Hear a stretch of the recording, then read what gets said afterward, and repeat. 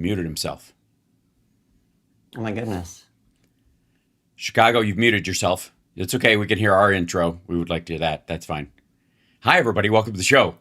Let's see. I can unmute them, I guess. I don't know if I could forcibly unmute them. I guess maybe not. Who knows?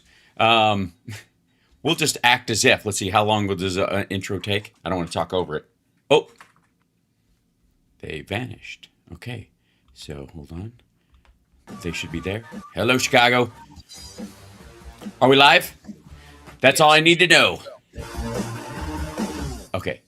Okay, he's playing something in the background. All right, Theory, we're here. Hi, Johnny. How you doing? Hi. Hi, how you doing? Hey, Hey, Debu.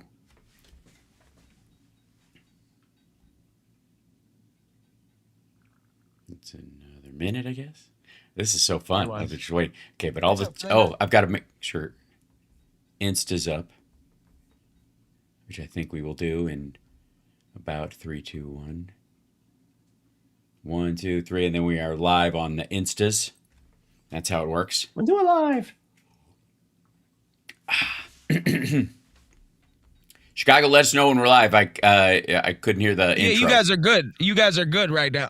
Oh, excellent. Well, thank you. I'm glad we're talking amongst ourselves. Good to see you. Hey, the thumbs up helps. Like excellent. We're on the air good? Yeah, we're on the air good. Yeah. You guys are. Can you hear us?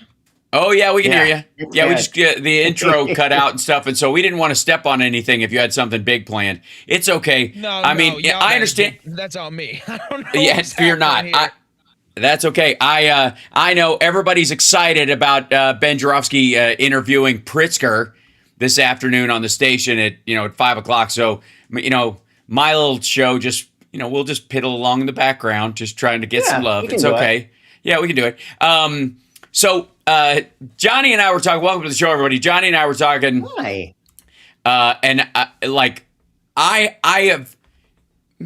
As I had a really fun show last night at Flappers, and I'm glad our YouTube members and our Patreon people could watch it and that kind of stuff. Super fun. Adam Ferrara came out and did a set.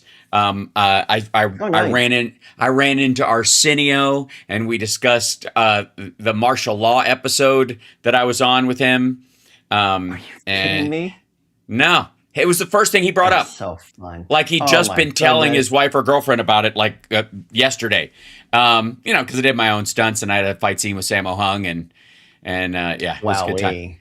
Yeah, but it was good. He's a good guy. So we were also talking about and it's interesting having that show and being, kind of gearing myself up. And I didn't do an afternoon show yesterday, even though I have to say I was like, there were a couple of things yesterday, the Dodgers thing that Trump did, and they were just plenty embarrassing and would be, perfect fodder for my afternoon show.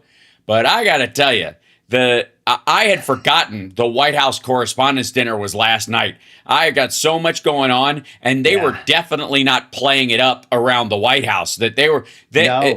No, I heard about it sometime yesterday afternoon, and I was like, "Oh yeah, dude, that didn't happen, did it?" No, it did not. And it occurred to me while I was watching why they were not promoting it, because they were talking about what he was going to do. Oh, he's going to bring the thunder last time before the thing was shut down because of Rando Psycho, and this time, bupkis, just nothing, just. They and all I have to say is that's because they probably saw him rehearsing or / not rehearsing and working on it or / not working on it, and they were like, "Oh, you know what? It'd be a lot better." And it was after sundown for the who's at home, for those that know, and that's not a good idea, especially at his age. It was bad enough, But I guess he'd had 3 other things that day, so I don't know how many times you can go to the Adderall well, and you know what I mean. I don't know how. It's definitely diminishing returns. Yeah, I don't know how that stuff works. So I'm assuming. I know you build up a tolerance over time, but you can't bang away at that stuff all day, right? You can't just, you got to save it for the window. One would think. I don't know, but that seems like it makes sense to me. You can't just, gack on it all day like amphetamines on when people are on like a study binge in med school. And there's only so much your glands can produce, because it's tweaking glands inside you. So that is like just got little raisin glands in there. Raisin glands.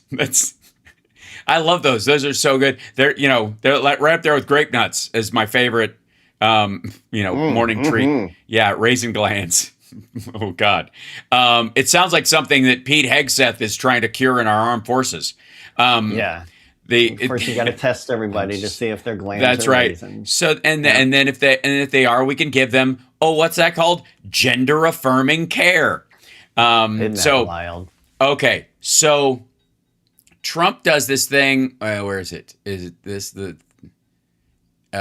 It's this one. Hold on. So this is the joke that I have a theory about this joke, but it's indicative of how the entire evening went. And it was, you and I were talking about, like, this is the one easily deliverable joke in the whole thing. It's straight up. It's just an old fashioned joke. You should be able to tell it without any problems. And I've made the case before that the editors on The Apprentice salvaged this man's television career because he can't say his line and not step on it. So they go, "You're fired," and then they cut to somebody sweating and right in the show.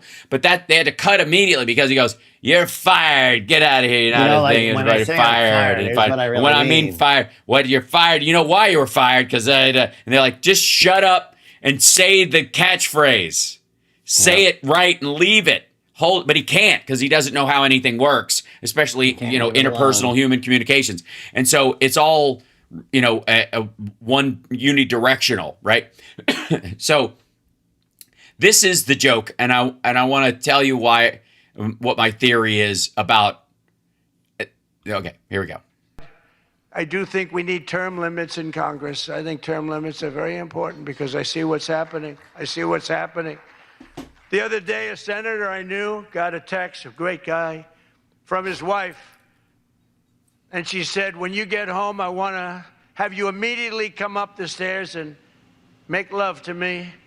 And he said, "I can't do both." You know what? In other words, can't go up the stairs and make love. Does anybody get that? Well, I thought that was actually pretty good.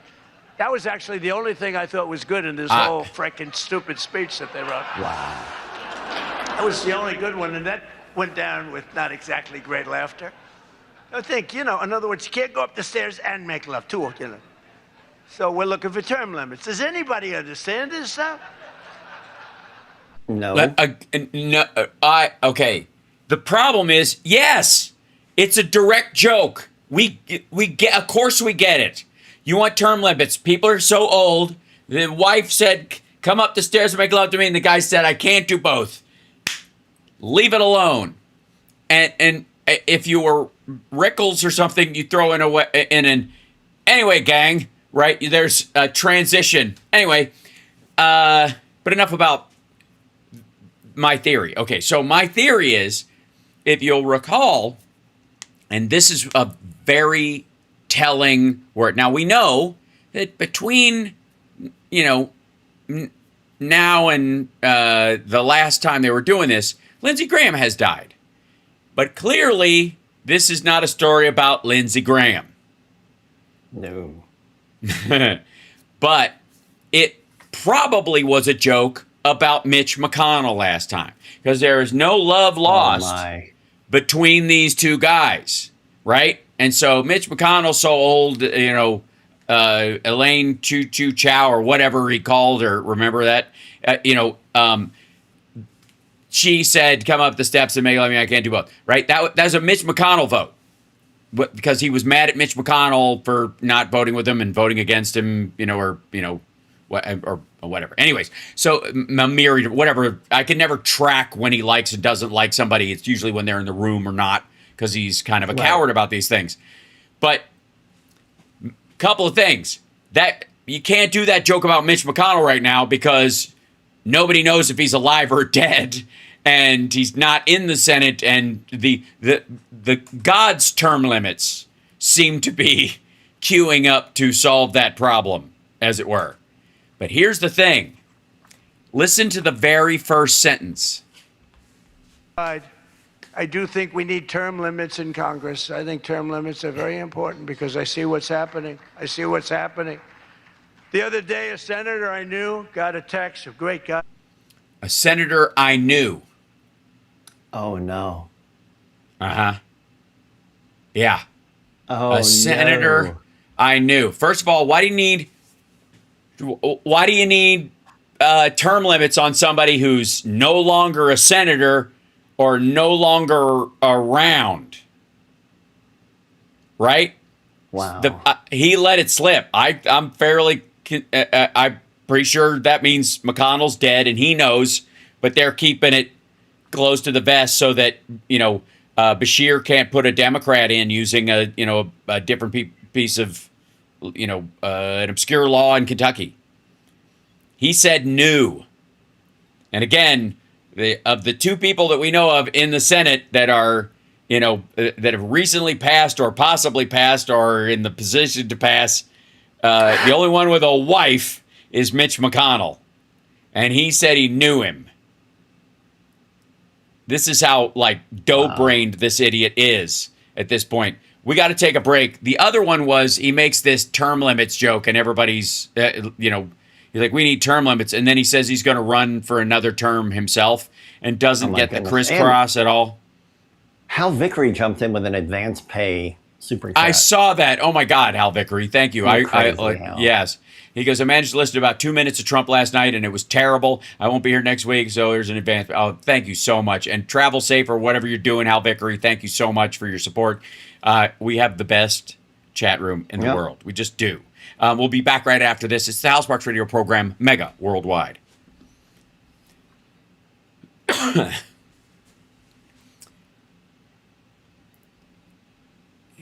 Hopefully we've gone to break. The Chicago's muted themselves. Let us know. All we need, I'm hoping we'll just play it out like this. We're at break now. We're pretending to be at break. It's a break song. We're break it song. The camera's pointing the other way, and he just gave me the thumbs up. We're all right. So, oh, you can see him? Yeah, well, it's pointed the other way. It's your camera when we were sitting there. That one. Oh, okay. And so he's walking around and give it. Yeah. Let me put this in here. Dink.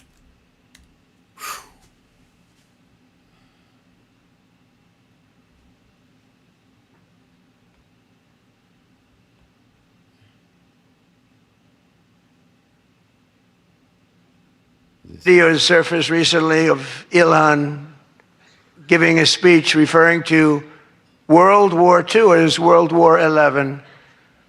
And they asked her about that. She thought she got it right. But I'm not surprised because she's a low IQ person. And she's also a very dishonest person. And she ought to get the hell out of our country. She shouldn't be here. She shouldn't be in our country. She also calls her brother husband number one. Omar is reportedly being investigated for fraud. He starts getting the. Okay. What was that? You Chicago? What'd you say? We're about to come back. Excellent. Thank you.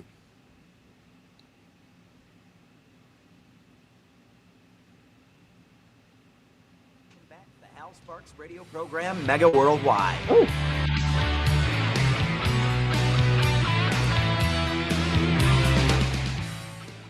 So the only other joke I could find that he actually attempted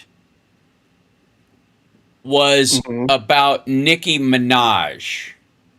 Yeah, what was that? A lot of different feelings going on in the room at that moment.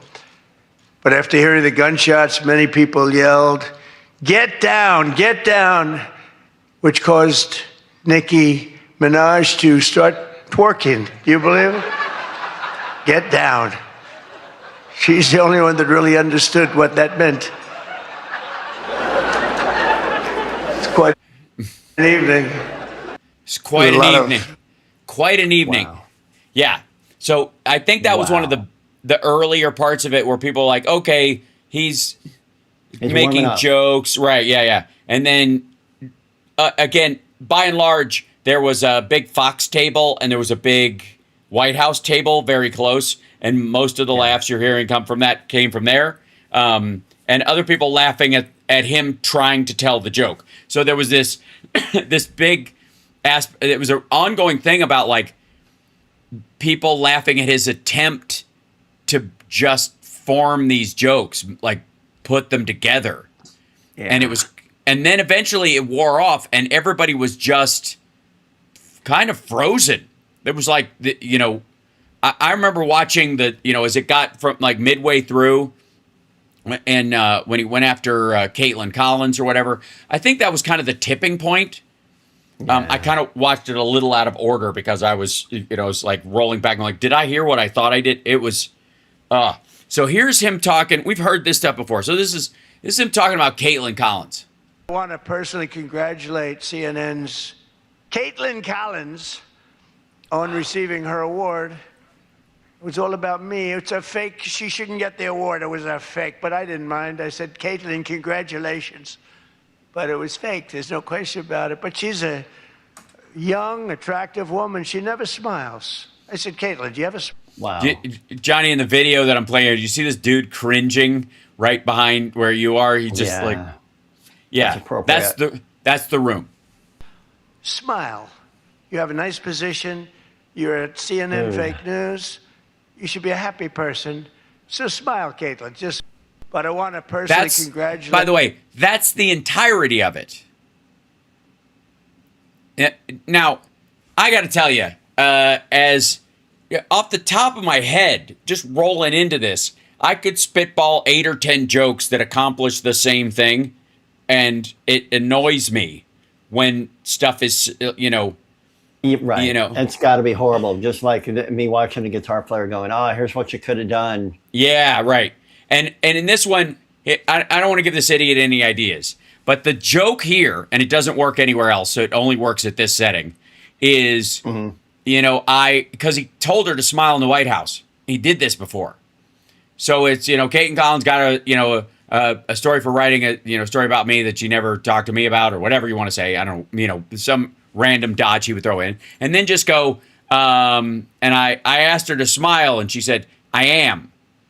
That's that, you know what I mean? You just leave it there, like, and move on. Do a tack on each of these. And if you're doing 8 of those in a row, they build, right? You go through each person and you make a whatever that little dig is, and then you move on to the next one. He can't do it. Like, and he's so defensive about his own criticisms that there's no room to, there's no anchor to any of it. It just kind of, it's just this blob of garbage. And he's slobbering. He's like fading. He fell asleep on the stage, which obviously I can't show on the radio. But he was doing the full old man. He's doing the near head back. And because it's 10 o'clock at night or whatever, and well past his bedtime. But this, I was genuinely shocked. I didn't expect that I would be shocked. Like, I was like, this is going to be terrible, and it'll be grievance-filled, but they'll put something together for him. Right. You know what I mean? But then it occurred to me halfway through, I was like, yeah, this sounds like the best Gutfeld can do. This is like, we've reached peak Gutfeld. That's where we are. And so what it is that's what we're saying is we've reached the peak of what Gutfeld can do. And does anybody understand what I'm saying? Is this thing on? That's all right. So I thought, they put a, I don't know. I don't know why I believe this. I don't know why. I should have known better. Okay. But I thought they would have put together just a easily structured thing that he could stick to, hit for 20 minutes, and get out. And I can't tell if he chose to just do the weave because he lost his place so much. Just his right. Well, he gets lost, and it's clear he gets lost. And you can see where he goes back and he tries to look for where the position is on the teleprompter, and they're like one word at a time. That's the other thing. The reason his delivery is so choppy is because the teleprompter has like giant words going by individually because he needs glasses, but he won't wear them. So, yeah, it was. I did not expect it to be that brutal. I don't know why. I thought at least they would keep it short, but it was almost like it was an hour. And he just kept going. Okay. So that was shocking to me. Meanwhile, the rest of the world is still in trouble. Oil, hit 100, twice in the last 2 days. The big news around the oil markets and that kind of stuff is that we've drained all the reserves in most of the countries down to their absolute floor before you have to start pumping stuff in just to use what you have. That's where you get when you have to prime these things where the amount gets so low it's below the nozzle to basically like on a pool tank, whatever, where it gets below that, and then you got to start pushing the thing around to get the pool water out, right? Then the drain pipe or whatever it is, you know what I'm talking about, like the above ground pools. Any other rednecks here? Right? Like why don't they put it just at the bottom? But there's that little lip. Right? There's that little lip, and you get past that, there's standing water. It's just mosquito. It's like mosquito homeland at that point, right? So, that is an enormous story. That is a devastating economic picture for large parts of the world, and really rough on Americans. And it means higher gas prices that are going to come in one fell swoop. They're going to catch up with us in the next probably 4 weeks. If it stopped tomorrow, it would still happen because of the delay of how this works, how the futures markets work, how they buy and sell the oil markets right now. And part of, I even saw I'll see if I can play a little bit of this maybe, but Tucker Carlson did this whole big thing about everything is a lie yesterday, like one of these videos, like he's suddenly, because I'm convinced that he's trying to become the dweeb Alex Jones. So after InfoWars was dissolved and absorbed by The Onion, which is doing, by the way, amazing work, by the way. Yes, terrific. If you're a fan of Tim and Eric's awesome show, great job. You'll enjoy what they're doing over there. But after the fall of Alex Jones, there was a lot of scatter in his audience, and some went with Owen Stroyer, the guy who was partially on there, and that split. Like he got some of the kids in the divorce, and then everybody else was just jockeying for a piece. Russell Brand, Rusty Trombone, he's going for the hippie Alex Jones crowd, right? He's leaning more the RFK, esoteric, borderline religious version of that audience. Tucker's going for the very politically heavy leaning, old Fox viewer that believes it's all conspiracy and Barack Obama was, raised a Muslim and sent here like a cruise missile to destroy the country, that kind of stuff. And in doing that, he started doing those kind of titles on his videos. We're reaching the end. They control everything, those kind of titles.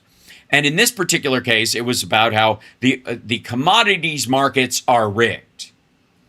And the way he knows that the commodities markets are rigged is because, and it's always been this way. This was the part that stood out to me. It's always been this way. And you know it now. If you didn't see it before, you do now.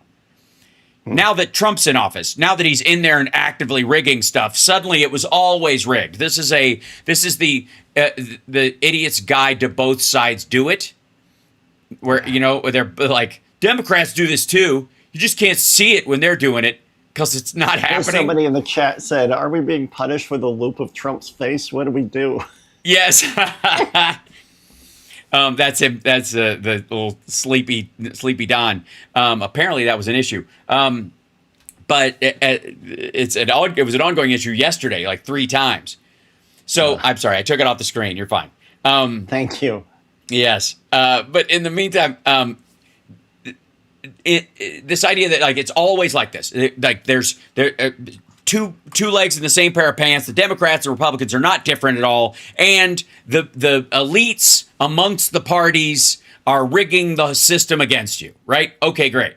That's your argument. Let me hear your evidence. And his evidence is that AI currently is doing a lot of trading, the bot trading, especially in the commodities market. And it responds to news stories based on what news stories used to do. Now, where did he hear that? He heard it from me, because that's one of the things that I brought up about why the markets weren't responding, there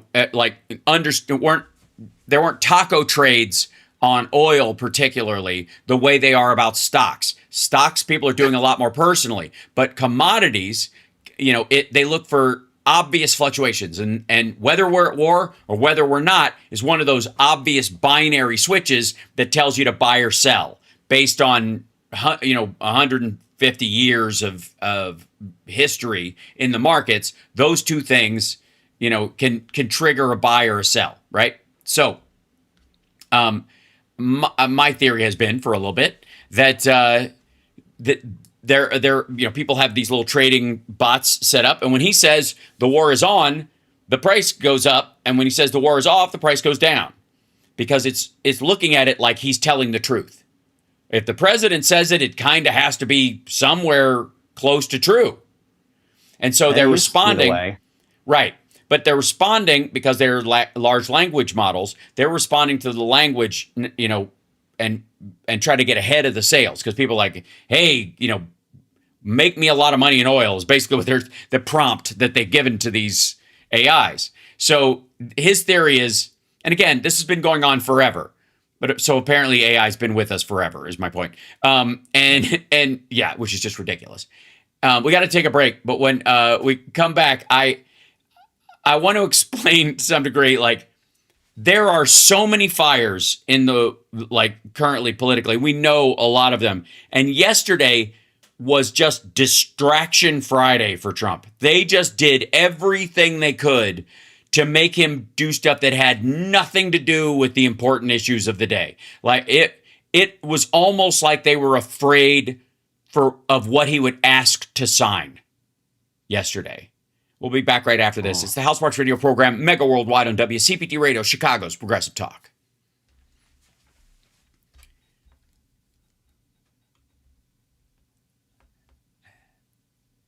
I think we're clear. I'm thinking we're clear. We gotta be. Yeah, y'all are good. Can you hear me? Yes. Thank you. Yeah, we can hear you great. talk. Yeah, just if you could throw us the bumpers so we know when we're in and out, that'd be awesome. Just the music in and out so we know when we're coming back and that stuff. Again, For sure. Yeah, dude. Yeah, and then the rejoin. I got you. That'd be great. That way, I feel like I'm talking off a diving board. I'm like, let's see if the water's cold or not. I don't know.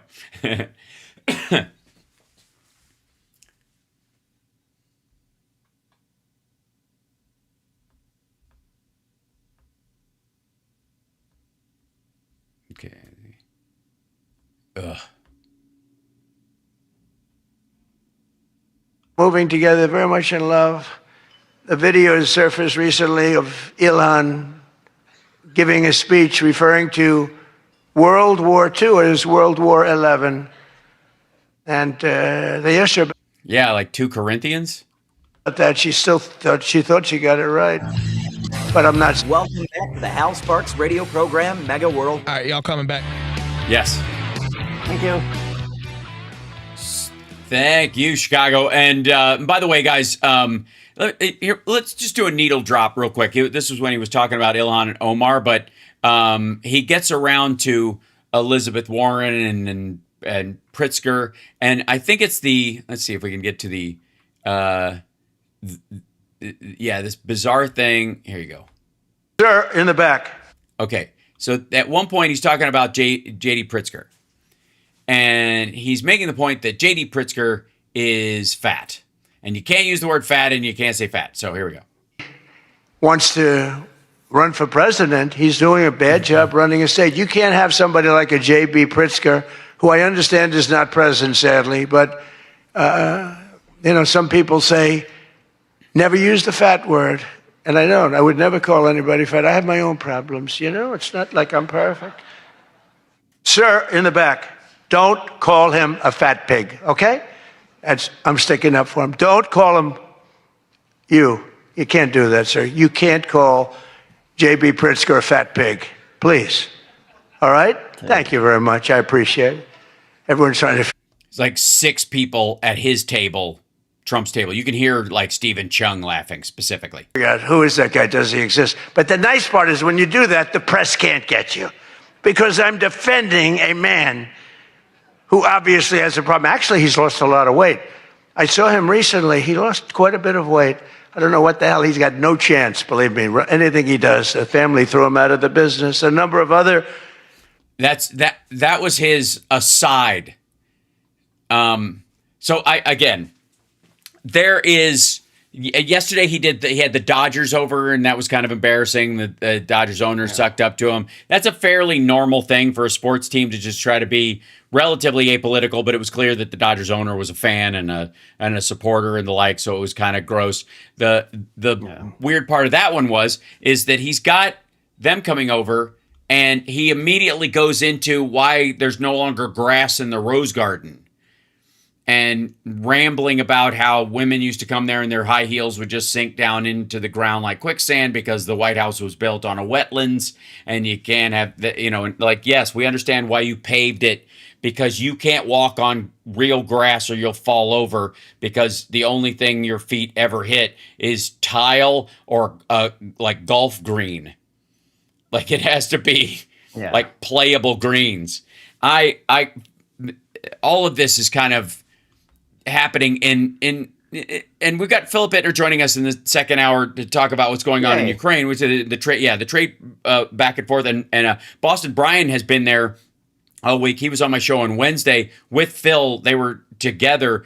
And one of the big news pieces that came out this week that was extraordinary and it was Laura Loomer's flip on support of Ukraine. And this is a woman who is very close to Donald Trump. And so she apparently bragged about, I don't even know how I could say this on the radio, bragged about pleasuring him on Air Force One or Trump Force One. I'm not going any further. I'm not going to describe it, but or explain it any further than that. But she bragged about this part of it. Now she goes to Ukraine, and apparently they were going to send a correspondent from her podcast, which I guess is her, but she went and she experienced an actual raid, an air raid. And she had to go, she had to seek shelter. And she said specifically that she has been a victim of Russian propaganda. Now, it would be one thing, Laura Loomer coming out and saying that she realizes now that she has been a victim of Russian propaganda and that the Ukrainians are not Nazi sympathizers. They did not ask for this. They were not, this was not something that they deserved or we provoked on their behalf or any of that stuff. None of that was there. Okay, it would be a big deal if she just did that by itself. But on top of that, the Senate stood up this week. John Kennedy specifically went after Hegseth for funds not going out the door. He questioned Dan Kane and asked him, who do we want to win in the war? And Dan Kane said under oath in front of God, man, I want Ukraine to win. And then he said, is Russia our friend? And Dan Kane said he started to, obviously Trump might be watching answer for a minute, but after the camera was off him, you could still hear him talking. And he goes, but I don't think they're our friend. Like, to me, no. Those both happened this week. I mean, beyond that, Trump has started to lean Ukraine's way, and it might just be that they're helping us with drones or whatever, or the fact that it came out that Russia may have very well helped Iran target American service people. And we do know that China is supplying them with the engines for the Shahed drones. And so, but Trump has this thing where he constantly referred to these guys as his friends. Oh, it's so terrible that I would call these guys great men and all that kind of stuff. Well, this is why. It's not that we shouldn't diplomatically get along with these countries. It's not that you shouldn't, even when it's really tense, try to work something out and be at least cordial in these high tension situations. The idea that you're going to run in there and flip over the card table and start giving everybody the bird is absurd. So but Trump being, kind of simple and binary in his thinking, that's the alternative to him, apparently. There is diplomacy that's necessary, and then there's this pretend friendship stuff that he has with both of these guys, which, again, is not only constantly being tested by new information about, Chinese spying on the country, them trying to, one of the big things is the AI that came out this week, Kimi K2, or K3 is coming out. It's going to be an open model, says the press. Rob and I dealt with this yesterday. Rob Glenn from Root Design Chicago is a great man. We were talking yesterday on Friday AI about how they're going to come out with this new model, or they have come out with one, but it's going to be open source by the end of the month, or downloadable, but you wouldn't be able to because it's 2 trillion parameters. Point is that they're going to come out with this thing, and he doesn't understand that it's built on Anthropic's, it's piggybacked on Anthropic's model, but they use Claude to build their thing, and it's subsidized by the government, and it very well may have a backdoor that can just siphon your information straight onto their servers because that's the only servers where it's housed. They might put it in an Amazon server, but that doesn't mean it doesn't ping, and nobody cares. Trump's not even bothering you. You ask him about these things, just like affordability, home prices, all this stuff. His newest answer for everything is, I don't really think about it. I don't really care. And it reminds me of Bush 2 when we were talking about Osama bin Laden, and you remember, like, somebody asked him about Osama bin Laden, and he's like, actually, I don't think about him that much anymore. Yeah, right? Oops. And he absolutely didn't. Clearing brush and golfing or whatever. We have entered this period where, you could stack all these things that have happened in the last week, in the last few months. The Iran war itself is fully back on. We are just straight up at war. He notified Congress a week ago, 2 days before the strikes resumed, that we are going to be at war. Like, they were already bluffing about the MOU 2 days before he officially called it off and said, I think it's over. Why did he say it then when he was at the NATO summit? Because they'd already informed Congress that day. They dropped it to Congress, their little, perfunctory legal regulatory issue where they have to make an official statement. We are now declaring war temporarily. War Powers Act are back in effect. So he does that, 2 days before we start the actual firing, because they were going to do it. They knew this was a farce. There was never a ceasefire anyways, like all these things. And increasingly, Trump's response is, I don't really think about it, or I don't care. Yep. And the only real change is that he's saying it. Honest to God. Yeah, it's always been true. He never cared. He's not thinking about anything but himself. Not at all. So and maybe it's because he knows he's not going to run again. This is his last term. He's riding out the last couple of years, and he's basically just going to feather his nest with crypto and other stuff and rip off his own followers and all that nonsense. Maybe that's why he feels free to say, I don't care. But I honestly think it's just his prefrontal dementia, his brain fade, allowing him to say the truth. He's disinhibiting, and that's the biggest, most obvious red flag. The concern that I have, and I think that a lot of people have, is if he's disinhibiting like that and he doesn't care, and that's really how he feels about this stuff, then as long as he and his family are not feeling the damage, or better yet, are profiting from it, there is no end to the damage he will do, with the assumption that, like 2008, somebody else will fix it. A Democrat will get elected, and just like Biden cleaning up COVID and Obama cleaning up after 2008, the next Democratic president will spend 2 years cleaning this up, patching the debt, trying to get the deficit under control, and every Democratic priority only to lose the House and Senate during the midterms. Right, because Democrats are like, why aren't we doing stuff? And you're like, excuse me, I'm patching holes in the boat so it doesn't sink because the last guy was down here with a pitchfork stabbing holes in it. That's, I mean, it's certainly the plan of the people around him. It's certainly, I mean, you have to understand, Besant worked for George Soros when George Soros made all of his money. He was a protege of George Soros. And George Soros shorted the British pound and almost crashed the UK economy because he did it so egregiously. He did so much of it. It's one thing to short it because you're a trader and you think it's going to go up or down or whatever. But he did it so much that it tipped the market and it almost, crashed the UK economy. It was a terrible thing to do. Soros is not a nice man. And in some ways, it might be that when he's older, or his kids or whoever's running the company now, are trying to kind of make up for the damage he did in the UK, because that's how he's thought of in the UK and Northern Europe, because he did this to a bunch of countries. The one that stands out is UK. And Besant worked for him when that happened. And Besant was effectively learning how to not just buy the dip. What he took away from that Soros experience was not like, oops, you don't get too close to that edge. You might tip it over and people get mad, and you won't be able to go back to the well again. What I think Besant took away from his time with George Soros was,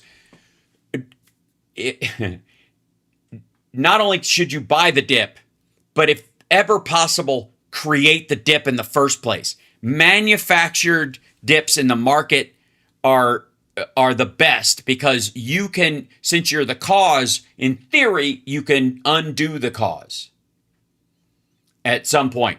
And that's the market manipulation that we have seen throughout this entire war, where, Trump, like, they're even fighting on the weekends and then they stop on Sunday night because before the markets reflect it. So like, wow, oil prices aren't that bad. Secretly dumping, millions of barrels a day into the market to offset the cost of it and keep the price low artificially, while saying, that Trump used to blame Biden all the time post-COVID for doing this. Like, this is supposed to be for war. You know why he said that?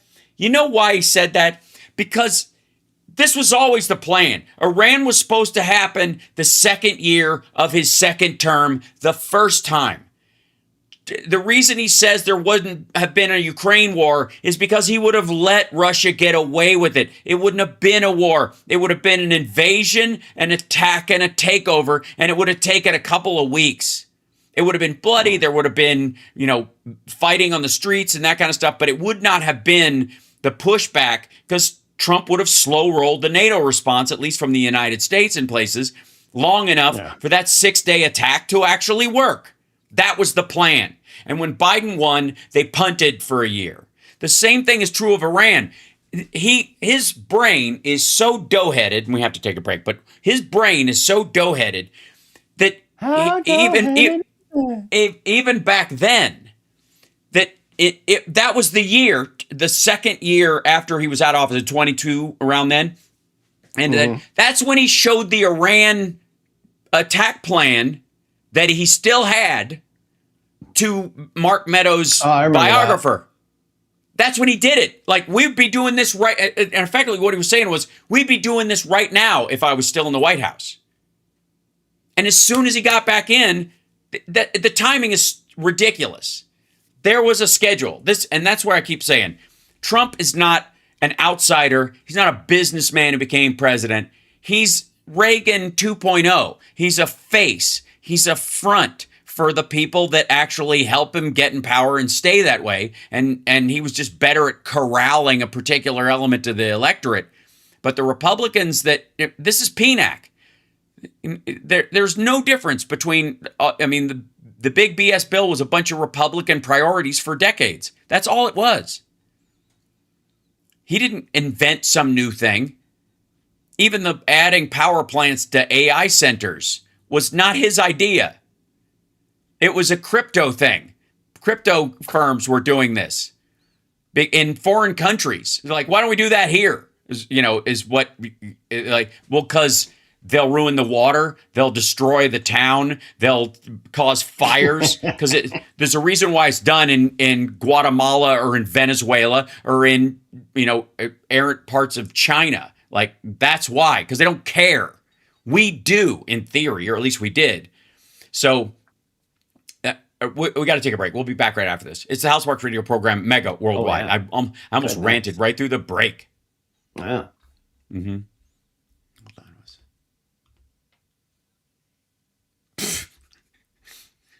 Hold on one second. Bring this down. There you go. Where's the... Here it is.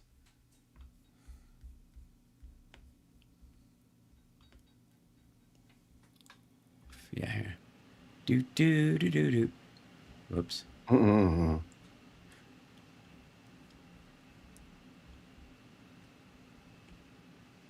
Whoops. Crap. Oh, there it is.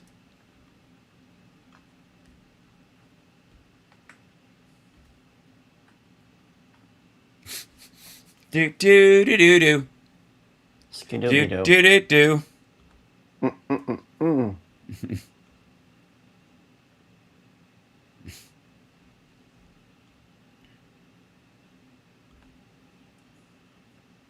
Hold on.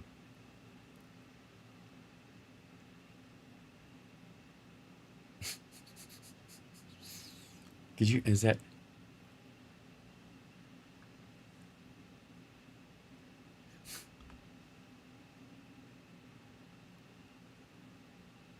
How are the Sox doing this year? Are they playing well? The White Sox?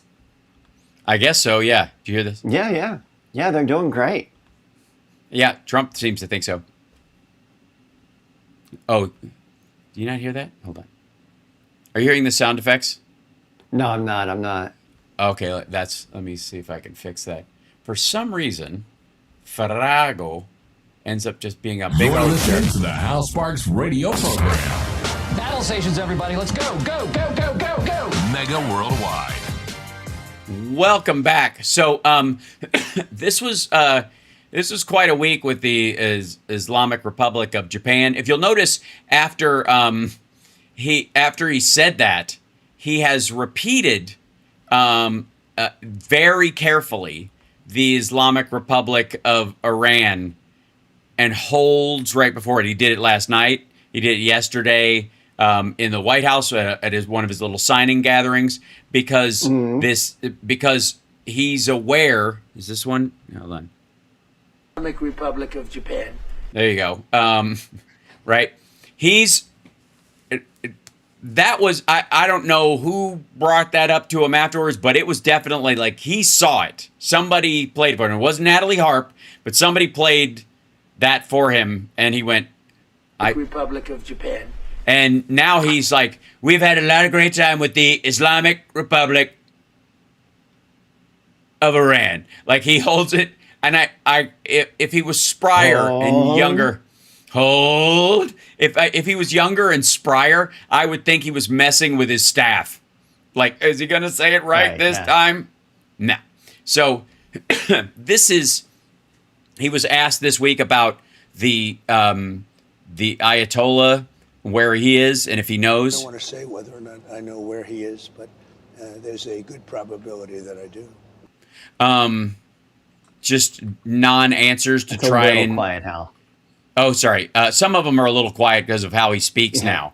But let's see. Market now. They're watching how are the Sox doing? How's it going?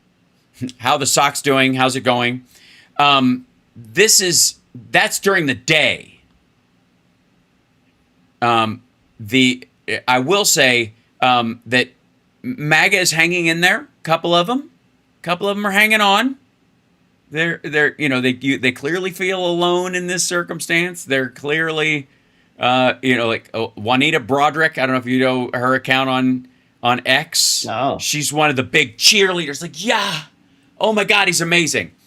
I wish they would have a camera on her and Cat Turd and these other folks as the speech went on. I want these people hooked up.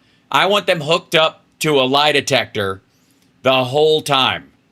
And because she wrote on her X, now Trump takes the podium. He's a machine. Unbelievable energy. There's never been a harder working president. Trump jokingly floats the idea of his third term. By the way, she's one of the accounts that's handed quotes and stuff by the White House. So when they will send her clips and she'll post them. And what was she responding to? Let's see. Hold on. Yeah. So this is his. He opens with a joke about he's going to run again. The dangers of what we all do. But just like my presidency, the second time. Oh yeah. By the way, so when he did a joke at the rally, and he said candidacy instead of candidacy. I'll see if I can. No, that's the wrong one. How do you want to begin? CSL put a drop in the staff chat. Yeah, I saw that. It's a phenomenon. Yeah. Phenomenon. My candidacy. There it is. So he said, "I'd like to announce my candidacy." Announce my candidacy. Okay, so he says candidacy the first time he makes the joke. That's again, I think 7 o'clock in the evening. This is 10 o'clock. And this is your prime joke. If you really want to dig at the press, and you really are going to hit this, like this is what your supporters want. If you're a maggot, this is the joke you want him to nail. You want him to walk out and go, "I'm so glad you're all here, so I can save myself the time of announcing my candidacy for president in 2028." And then do a Gene Simmons waiting for applause, hand motion, stand there. Just look around. You know what I mean? That's the joke. That's what your audience wants. That right? You know exactly what I'm talking about, Johnny Million. Oh no! Hal, did you see in the staff chat several people want you to cover the correspondence dinner today or tomorrow? Yes, I will. I'll do the whole thing. I promise. Because I will be hilarious during it. I was making myself laugh while I was watching parts of it. So I will cover the whole thing this weekend. So, and by the way, if you're going to accuse me of TDS in the chat, maggots, when you come in, your is apostrophe RE. just that. I mean, right out of the gate. This is, and maybe, you know what? Maybe the apple doesn't fall far from the tree. It's a great example. Yeah. Where they're really like, "I'm going to get him," and then you misspell use the wrong one. Maybe you don't even know you're misspelling it. Maybe you think that's actually how it's spelled because you're a Macedonian hacker farm Russian paid bot, and that's what you do, which is fine. Everybody, I'm not gonna, as Guido the Killer Pimp said in Risky Business, in a sluggish economy, never ever f with another man's livelihood. But Trump comes in there. She goes, "He's got unbelievable energy," which I agree. It's not believable that he has any energy. And then he flops the word candidacy the other night, and then. The dangers of what we all do. But just like my presidency, the second time. My presidency. Wow. Just like my presidency. Time is always better. It's always better. The second time is always better. Hold for the laugh. It's so aggravating. Like, I don't know why I want to give this idiot notes. It's always better. And the third time will be better yet. And then he goes, "I'm always joking." He's been doing that a bunch lately too. He throws around the. I'm just joking. I'm joking. We know, dude. We know you're not even sure you're going to make it through this one. And I do not mean he will come to harm. I literally mean he's physically not up to it, and he's increasingly aware of it. He is petrified of stairs. He is when he is on teleprompter, he's terrified of big words, anything with more than 2 syllables. I don't know what these, because these screens they're rectangular, but they're taller rather than wide, the design. Honestly, guys, if you want to do him a favor, and I'm really trying to help you out here, turn him sideways. Give him then you'll be able to get 3 reasonable sized words in that. And so the words like unbelievable and stuff that he uses all the time that he wants in there. Can you imagine how a hyphen must just throw Oh my him? God, just truncated off and just a dash. You're like, unbelievably, right? There's a reason why he's having difficulty besides old and dumb. This is also it's just a bad system. But this is this idea that he used to say, Trump 2028, he puts on a hat at the end as a joke. That's his big walkout. So this was going to be his big landed joke. He's in front of the press. And again, this joke is not about whether it's funny or not. This joke is about pleasing his base. Cool. Bendover Johnson, did that, played that clip on a loop, basically. Like that was the one he pulled. A bunch of them, if you look on X or these other things where the maggots congregate, that's almost the only clip they pulled. And sadly, it's terrible. It's not even devoid. It didn't even stick the landing on the one piece. They were like, yeah, I love this part. Yeah. And it wouldn't be that hard. And he does this Carrot Top moment, no offense to Carrot Top, where he pulls out a hat. We're at the bottom of the hour. Right. I don't know if we'll be able to fit this in, but he pulls out a hat. We're all doing good together. That's why tonight, to show just how much I care about the press, and I want to save your ratings, I'm pleased to announce my intention to, and this is somewhat of a scoop, my intention to run for a 4th term as President of the United States. I will be doing that. I will be having an official. In fact, I think I have. Yeah. I won 3 times. Now I'm going to do it again. Thank you. I'm going to do it. Should be easy. I'm getting very good at running for president. No. Yeah, we got to take a break. We'll be back right after this. Oh, man. Dude, it's brutal. All right, I'm going to run to the bathroom. Be sure to mute my microphone. I promise I will mute the microphone. You have nothing to worry about. I'm going to be busy. Oh, no. Johnny. What the? Why would you? All right, I'm going to try and bring Phil in while we're working on this. But, man, I can't. At least all right, he's finishing up. We're okay. That's not. Please just don't sit out. We don't. Oh, no. Johnny, come on, man.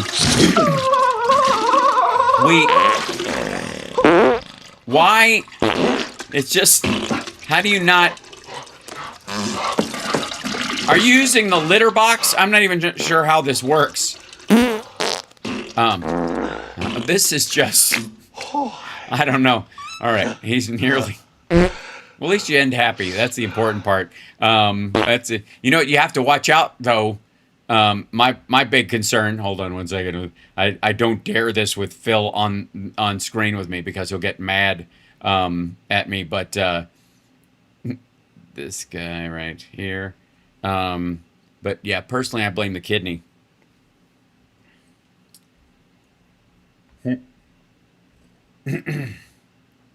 I hope Phil didn't have to hear any of that. Oh, no, he didn't. Hold on 1 second.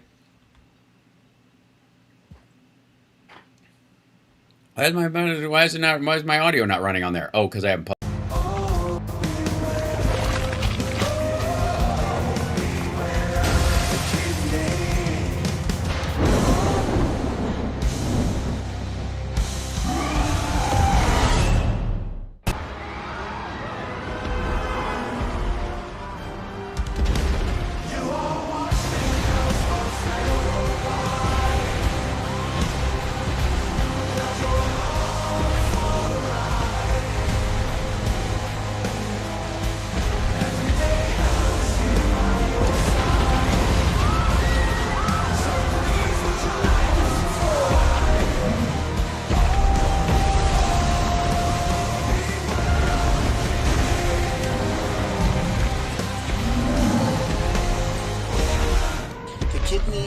A very special place in the heart. Pretty exciting. Hold on. Who there put you that go. Together? Huh? I did. Who put that together? Terrifying. Hold on. Yeah, hey, I did. There you go. And then we go back to the live. There you go. Excellent. And yeah, that's just my idiotic way of. Oh, we're coming back. Excellent.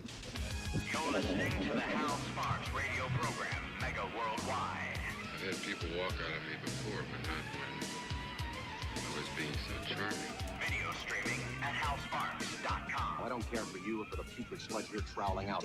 Us faithful, true progressive talk. Might be a good time for you guys to give up.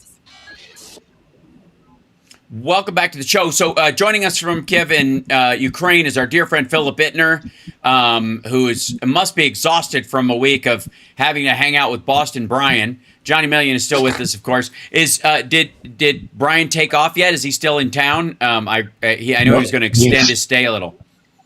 No, he's still in town for a little while longer. Gotcha. This is the biggest thing this week, and it's silly that this should be it, considering all that's going on. Really was this interview that Laura Loomer went over and did with Zelensky, for like I think it's an hour-long full interview, and she basically after the interview did an entire mea culpa. I'll see, like, she asks him point blank. That she goes, I was very anti-Ukraine. I didn't have a problem with Putin. I was very angered when you came to the United States in 2024 and campaigned with Democrats. There was an image of you signing a rocket to Pennsylvania. Do you think you were ill-advised? Blah, blah, blah. She goes, I'll admit I've said some pretty terrible things about Ukraine and terrible things about you. I mocked you. I'm a Republican. I was very unhappy with the United States sending billions of U.S. tax dollars to Ukraine when our own country is suffering. Straight fire, America first, blah, blah, blah. But she straight up flipped. She asks him, are there Nazis in Ukraine? He responds specifically to her. People have to understand that Ukraine was under total occupation, not Russia. It's interesting. Yes, Russia very partially, but Ukraine totally occupied it during Nazism period of Second World War. And this is important that 8 million of Ukrainians been killed. Mm-hmm. Just killed 8 million. And before these 8 million, it was a lot more. It's genocide. Right. Where Russian people, Soviet people, they killed 6 million. So that's why, he's talking about the Holodomor. It's a big tragedy for Ukraine because all period of time, millions of people been killed. That's why the big territory and millions of people been killed. So, and Ukraine, maybe you are right. We have to speak about more that there are no Nazis in Ukraine and never was. So we have hundreds of minorities. Yeah.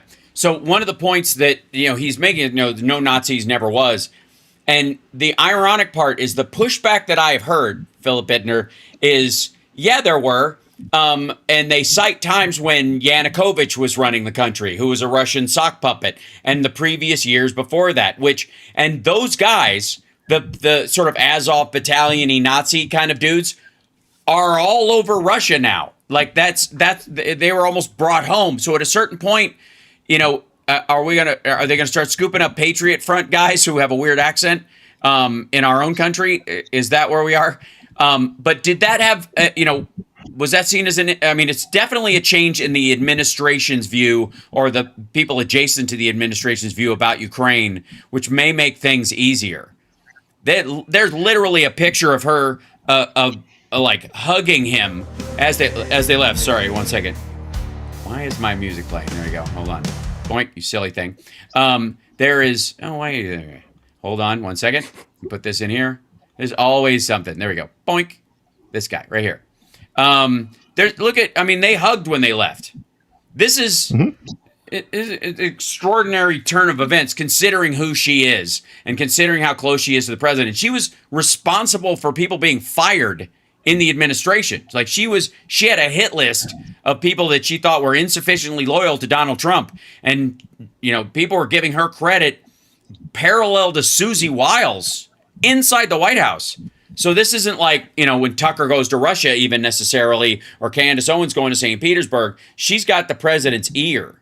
And either she got a pass to do this, or it was a genuine awakening, or both. I don't know. But I think it was very smart of him to meet with her. We also talked about this week about the protests about the removal of the Minister of Defense, and he was reinstated, I think, after the protests. Was that how it worked out? I'm not up on what they finally came down on. No, he got a better position. No, they replaced him with a different guy. Gotcha. Okay. But there was some response to it that it seemed like people were, they responded well to, anyways.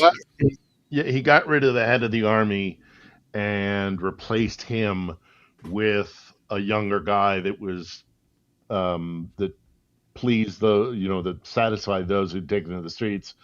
But the guy who was defense minister, he's not he's not been reinstated. So they're still looking for a new defense minister. But the fact they got rid of Hsrpm and they brought in a young guy to be the head of the army has been met with pretty good positive response by the people who were protesting. So we'll see how that goes. There's still more to play out. Loomer being here, I mean, people are happy that she came. Anything that profiles Ukraine and kind of raises awareness, they're pleased about. And I think a lot of Ukrainians are pleased that she's made that 180 turn. It's not gone unnoticed that both Zelensky's a Jew, Loomer's a Jew. She met with the chief rabbi of Ukraine and broke bread with him, Moshe Aransky, Moshe Asman. And there's some great pictures of her in the central synagogue of Kiev. It's a beautiful building. I've been in it several times. It's a beautiful synagogue, and so she sat down with him and had a meal. I don't think that was. I don't think that that's a coincidence. The running the through line of Judaism. That it was a plus for her, you mean? Because Zelensky is? Yeah, there was a plus for her, that there was a tie, that there was a common theme that ran through it, the recognition that there is a solid and strong Jewish community in a country that previously was accused of being filled with Nazis. Right. I guess that would be the big the president being Jewish and there being a bunch of people who are Jewish who are allowed to walk around freely and just be themselves. Especially, there's also the whole thing about, like, are there Nazis in Ukraine? Well, yeah, you know what? Yes, there are Nazis in Ukraine. Is Laura Loomer now going to go back to the United States and ask the president of the United States, are they Nazis in the United States? Because you know what? There are Nazis in the United States. Of course there are. Okay? Right. Yeah. There are Nazis everywhere. All right? There are far-right extremist white nationalist groups in pretty much every nation in the West. And it is profligate in Russia. I mean, there's no comparison. Actually, the irony. If you were do it by percentage of population, there are a heck of a lot more Nazis in Russia than there are in I would even argue Ukraine. I mean, Ukraine. The point that Zelensky was making there is a valid one. You have to understand the 20th century, and the trauma that went through Ukraine through. First, the genocidal Holodomor, where millions were purposefully starved by Stalin, and I don't want to hear anybody saying that there was also a starvation in Kazakhstan. So it shows that it was it was environmental. It was environmental. Yeah, that's baloney. The Holodomor was purposely conducted by the Kremlin. But he was bringing up the point, and I got. Somewhere in my apartment here, I've got a SS identification card of a Ukrainian, and I'm sure it's a duplicate.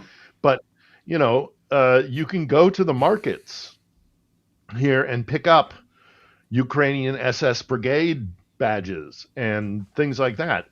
It's part of their history, but they also it also has I mean the big boogeyman that they like to pull out is Stepan Bandera.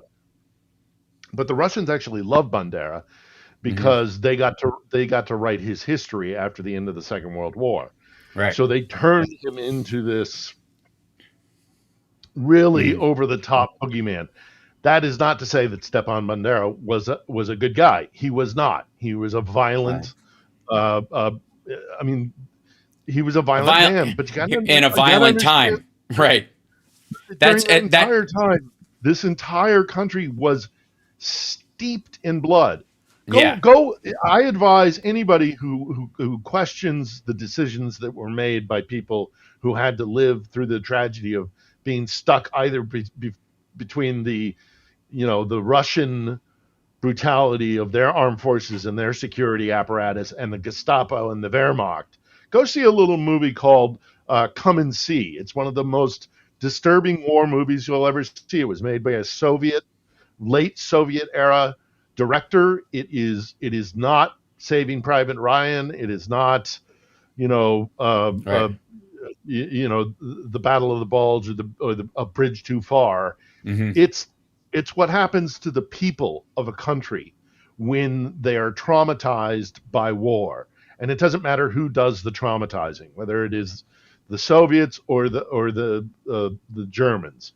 It deeply damaged this country, and the scars have not healed because they haven't been allowed to heal because they've been colonized since the entire time. You also have to remember that the Ukrainian Partisan Army fought until like 1957 or something like that. They never stopped fighting the Soviets. They have hated Moscow here because they colonized and brutalized this country. On that note, before we go to break, and we'll come back with more, and Johnny will be farming questions from the chat room that they have for you, which I'm sure they have as well. And we got a couple of super chats I want to talk about too, which are great, and thank you guys so much. Where is Assad right now? I think he's either in Moscow or he's in Sochi. Right, but he's in Russia, and he fled to Russia to be with Vladimir Putin's care, just like Yanukovych. There's a myriad of these guys. There's a lot of bad guys who, when they need to bug out, their bug out plan is to go to Russia. What I want to show, and the RT has been jumping all over Loomer's interview because they're basically saying that she as a Jew is giving him a pass because for the Nazis that are there and blah blah blah. And what I would like to show everyone here is on screen right now. I'm showing you a bunch of stamps of Adolf Hitler. These are stamps you could purchase up until a couple of years ago in Syria, up until about 6 years ago. Assad and his family and the Syrians in their group were big fans. A lot of it had to do with what Hitler did to the Jews, and they would float around these. You could get T-shirts with Hitler's face on them. I'll see if I can find one of the pictures of those too, that say, "Give me a Syrian soldier and a German weapon, and I will conquer the world." There's a fake quote of Hitler that said, I could have killed all the Jews, but I left some alive so you could remember why I killed the rest of them. And that's Hitler never said that, but Syrians in the Assad level of the well-to-do Syrians were awash in this kind of stuff. Do you think Trump during his first term asked Assad or asked Putin why he would say quarter to that guy, or why they would be friends or close or have a profit sharing, on Captagon, which was a drug that Syria, basically all the money in Syria comes from the sale of a narcotic called Captagon, which sounds like a dish soap. Captagon, you're soaking in it, right? But it's basically Pervitin, which is the drug that Germans used during World War II to dull their soldiers' emotions and senses and make them basically 24-hour killing machines. The stories of Pervitin are legend, and there's a Norwegian soldier, I think, who had a supply of it because it was fairly common around, but he was alone in the snow and ate all of his Captagon and was awake for 7 days. At one point, he charged a house with no one in it and thought he had killed 10 people and burned it to the ground. and there was nobody home. Like that's what. There's a great book called Blitzed that covers that whole thing. Yes, it's amazing. And Syria sells that stuff to the rest of the Middle East, specifically the Houthis and the Hezbollah fighters, and in the Palestinian territories and throughout Saudi Arabia, to destabilize those countries on purpose, as an act of as a tacit satellite of Russia. And then off Assad goes with his Hitler-loving stamps and goes and retires to Sochi. So the idea that somebody's going to be on Ukraine's back for stuff that happened under Yanukovych previous or during World War II or previous when the Soviets controlled the territory, and never bring up the obvious parallels in people that Putin is friendly with today is absurd. We got to take a break. We'll be back right after this. It's the House Sparks Radio program, Mega Worldwide.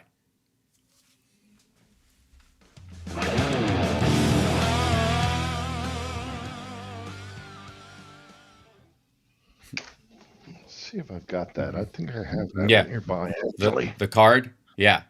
Yeah.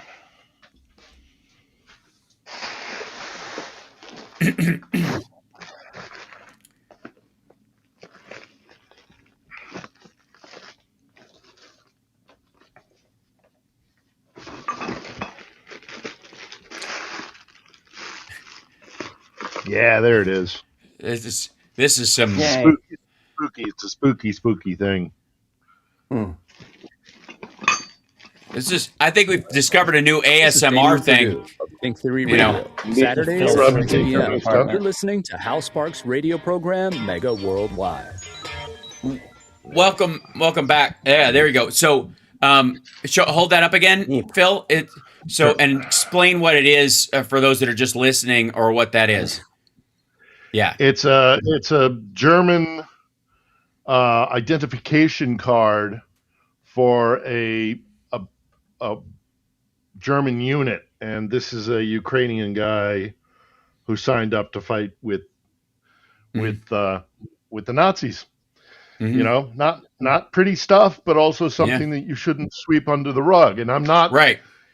I'm just, the only point I make with all these guys who still maintain, of course, pushed by the Kremlin, the narrative that Ukraine is currently, the current day Ukraine is filled with Nazis. I mean, in the 30s, there were an awful lot of Nazis in Germany. How many are there now? Mm-hmm. Mm-hmm. I mean, it's just, it's a ridiculous comparison, point to right? make. I mean, comparison that kind of dredge it up is obvious Russian talking points, because they also want to sell it to their own people, because then they'll have people signing up because they can say you can fight against Nazis like your great grandfather did in the Great Fatherland War, the Great Patriotic War, which is goes beyond history or mythology. I mean, it's religion in Russia. They're the story they tell themselves about the Second World War. Not all of it undeserved. Obviously, the sacrifices were enormous by the Soviet Union, but they've turned it into every family's got a story about how their grandfather stormed a trench with a knife in his teeth and a bunch of grenades. It's just it's mythology. There's one more other thing I'd like to mention, by the way, about the Loomer visit, and it's a point of contention I have with some people who are convinced that it's important for us to try and get MAGA on side with supporting Ukraine. And to a certain degree, I agree. Okay, yes, fine. Let's get the Republican Party, which has been hijacked by the MAGA cult. If we can get them to support Ukraine, I will take it. The enemy of my enemy is my friend. My frenemy. Right. But here's the problem that I see, that a lot of these guys who are advocating for MAGA to come to the side of Ukraine is that I worry about MAGA's potential influence on Ukraine after the war ends. One of Ukraine's greatest tragedies throughout its entire history is that one ethnic group has been pitted against another ethnic group. Mm-hmm. All the empires that invaded Ukraine have used this tactic to set Ukrainians against one another. Catholics versus Orthodox, Jew versus Muslim, East versus West, North, South, take your pick. This is a conglomerate. Ukraine is a conglomeration of a lot of different ethnicities because of the very difficult history where this has been the territory where empires have crossed while they fight one another.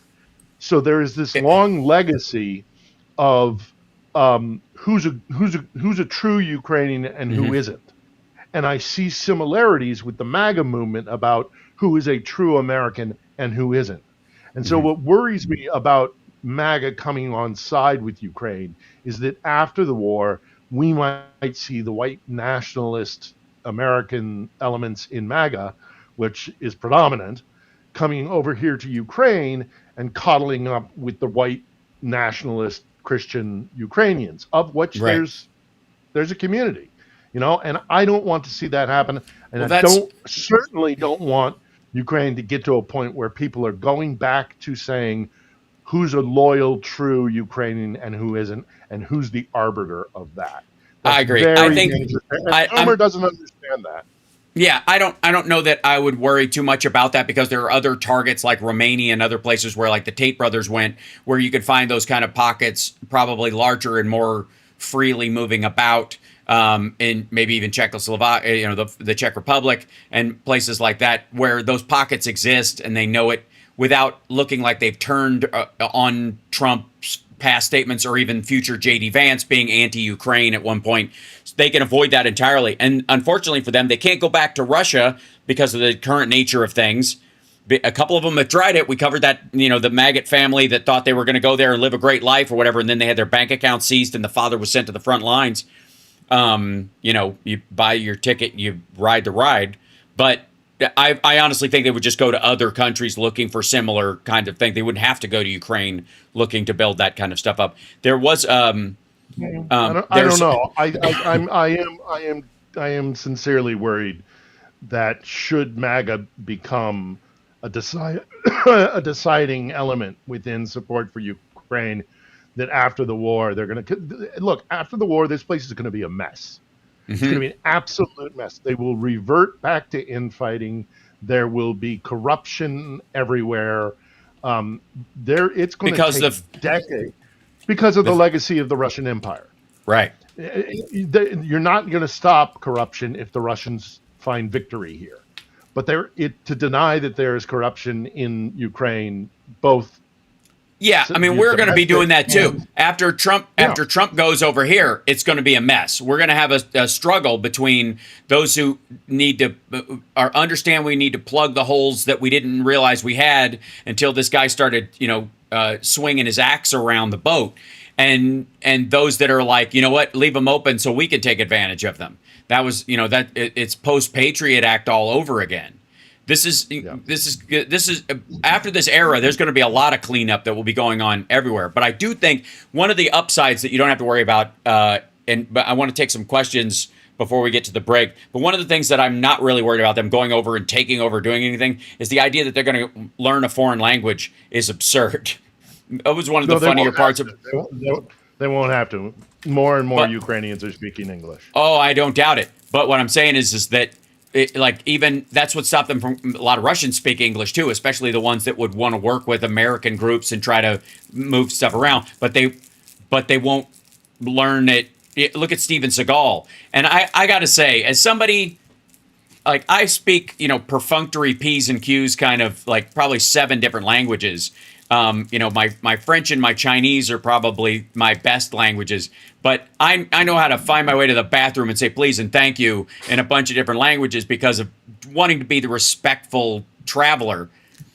Look, Steven Seagal didn't speak a word of Russian that I know of, except like is Vinitsnya or some nonsense, yes. But or maybe Tovarish. Right, Scott same Ritter. thing. Scott Ritter puts out vlogs where he goes and he speaks to Russians on like the beach during summertime. And I've seen these videos and I'm like, Dude doesn't speak a word of Russian. Right. And yet, you carry their flag. That's right. I've been in elevators with foreign speakers in a country I've mentioned before, where I've heard them being very brutally racist to other people in the elevator, and they think I don't understand. And right. I can imagine being in a country like Russia where they could snatch you up, you know, they could, you know, the less you know, the better off you are. That they could snatch you up, put you in a car. You have no idea if somebody around you is going, yeah, just put him in the car. We'll, like right at you. They could be pointing right at you and going, yeah, take this guy down to the basement, beat the crap out of him. And you don't know what they're saying. Like and that's who you're operating with. That's insane to me. Like that's where they are. We're right up at the tail of the break. So let's do the questions on the other side of that because we've got quite a few for Phil. And Boston Brian is in the chat apparently, which is fantastic. Yeah. And Gen X, thank you so much for the super chat. Oh my God, hi back to you. Appreciate it. Thank you. And Jimmy, thank you for paying for the kidney. We need all the help we can get. Yeah. We'll be back.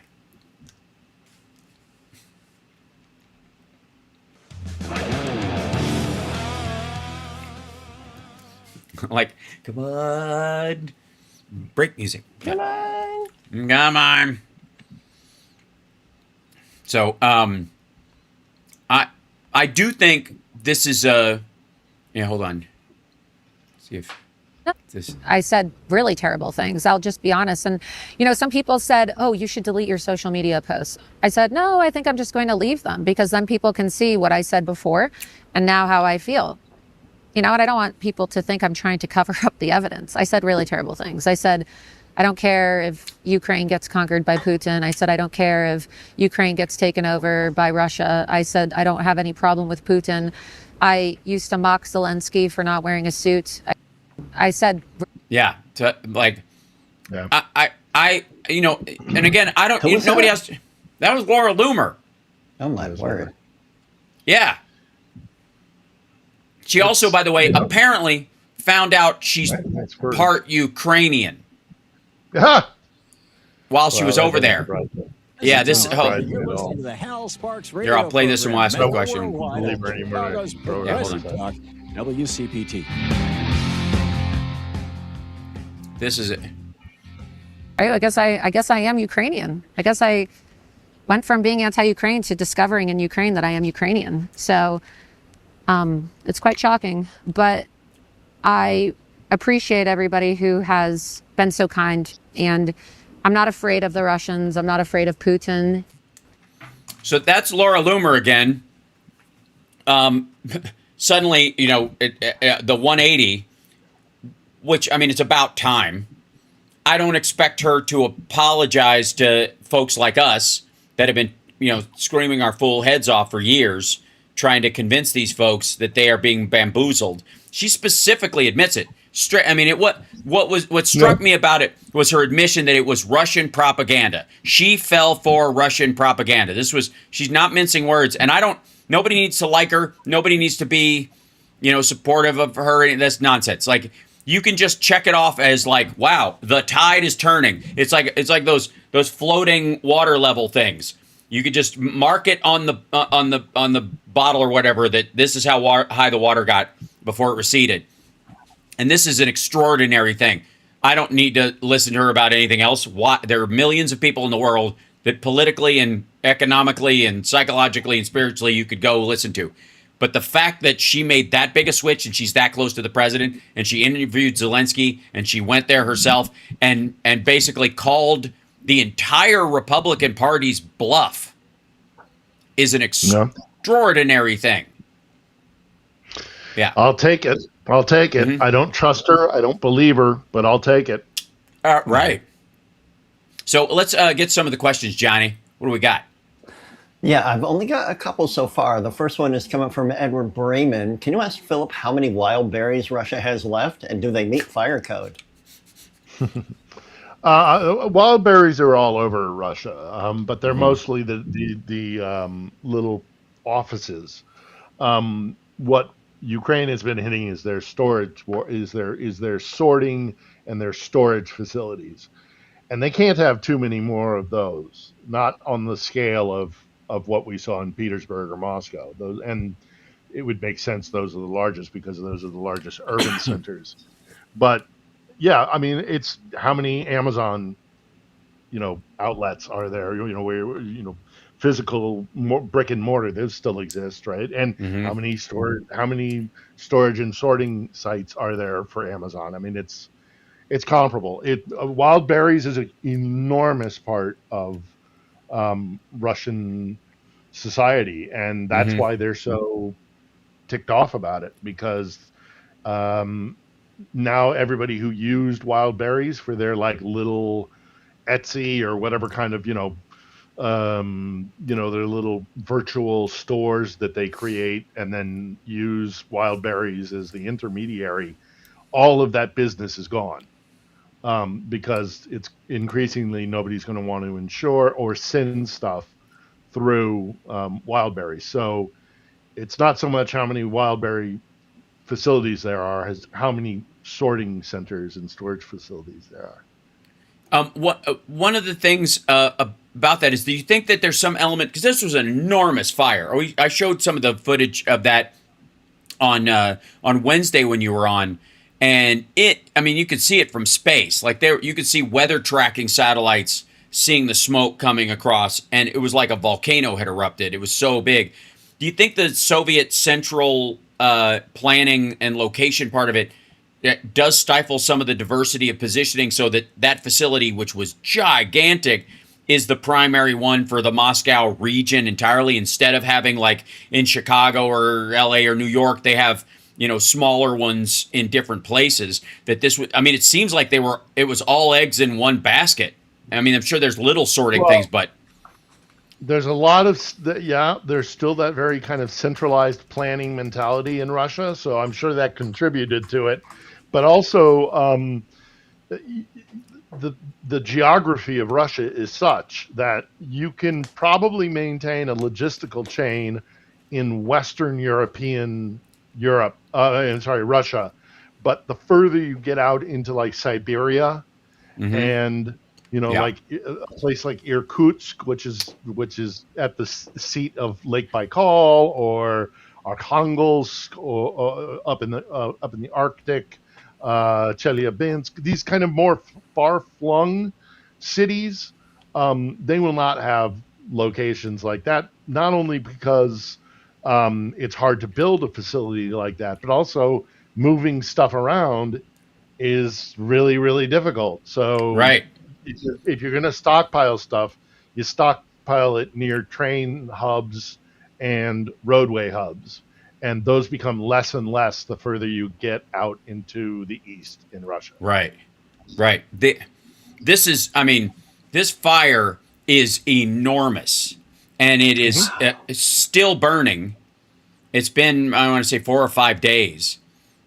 Now, granted, any Amazon facility, if you didn't put it out right away, there's plenty of plastics and other stuff that would burn for a long time and be very toxic.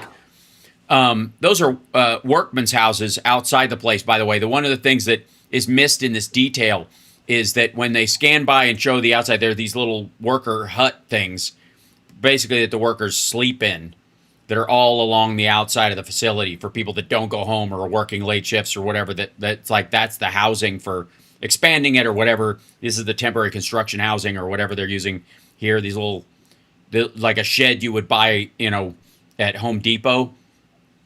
On this enormous wild berry. I'm just saying there's not that much difference between what wild berries does and what Amazon is accused of in the United States, by and large. Yeah. But it is it's a huge deal, and the space of it is so big. I'll see if I can find the satellite of it, but it is still going. Yeah, this is another example of it. If I can show it on stream, but the fire itself is just. And again, still going. And if you see in the images, there's like it looks like a nuclear plant nearby. Like one of their nuclear reactors is, their power plants is just to north of it. So there, I don't know, maybe that's their data centers, and Trump got his idea for the data centers having their own power plant. You got that idea from Russia. Why not? He's gotten everything else from there. So, and again, the responses, both the gas lines, we've seen a bunch of stuff with the, people getting in fights. That's one of the big things that's popping up online. There's people fighting over gas. This is clearly now having an impact in a way it did not before. For the first time, I've heard like 2 people in the maggot sphere adjacent officially say the tide is turning. Now, I believe, and I think you do too, that it turned a long time ago when they stopped the advance. That was the thing. Like when you stop the advance of an army that big, the tide has turned. Whether you're able to turn back the tide is another conversation, but it certainly isn't flooding like it was. But now that they're saying that, and you had that mill blogger who was put in a mental institution for questioning the war in Russia week before last, this is starting to hit home, no pun intended, where they are, striking these kind of facilities, and the average Russian is starting to feel it.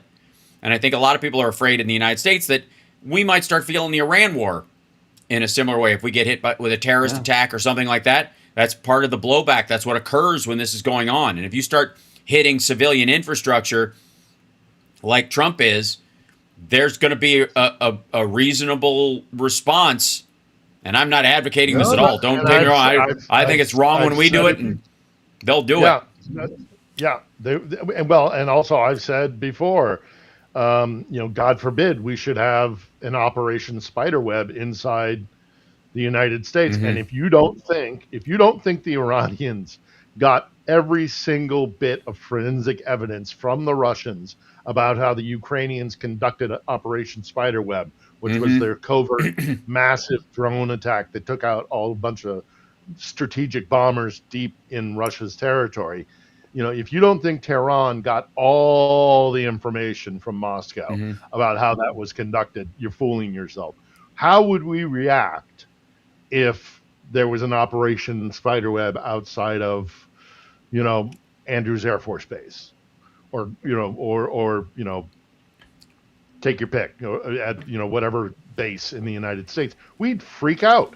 Yeah. And they have, it is possible for them to do it. Our security apparatus is better than the Russians. I think the Russians underestimated the Ukrainians considerably. They ignored our intel last time when in the theater attack.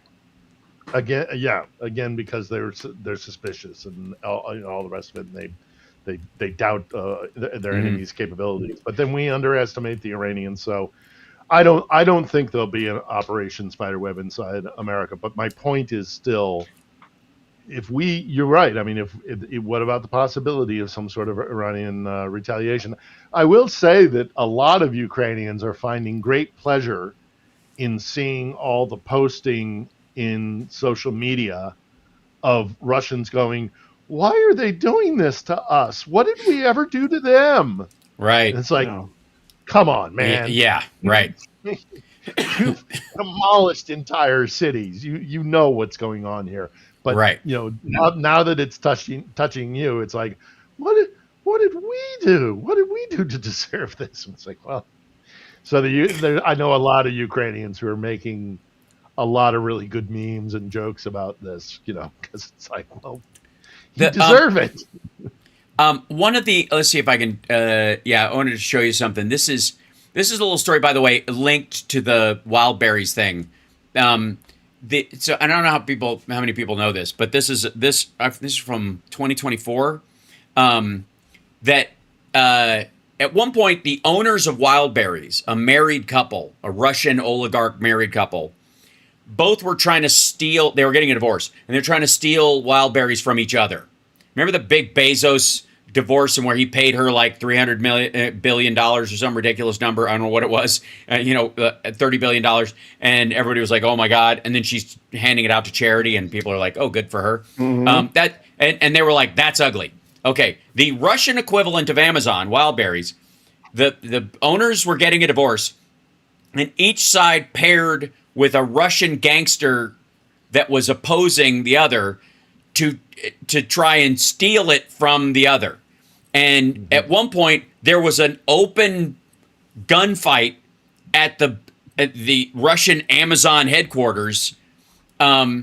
at Wildberries in Moscow because they both hired gangsters to come in and try to kill anybody, I don't know, in accounting who was signing off on who owned the company. And two people were killed, several others injured in a shooting incident. Yeah, at the headquarters. This is how business is done in Russia, though. I don't think they hired a gangster group. They may have had an alliance. They may have previously had kind of intent. The mafia in Russia is not like the mafia in the West.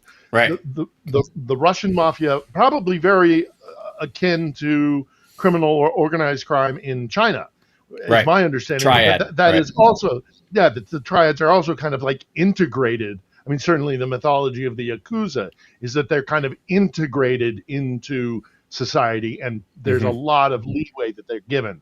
In Russia, it's the same.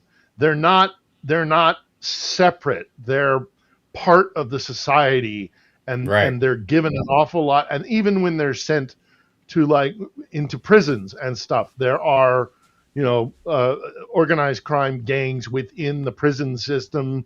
They look at it as a training program, and then they are let back into society.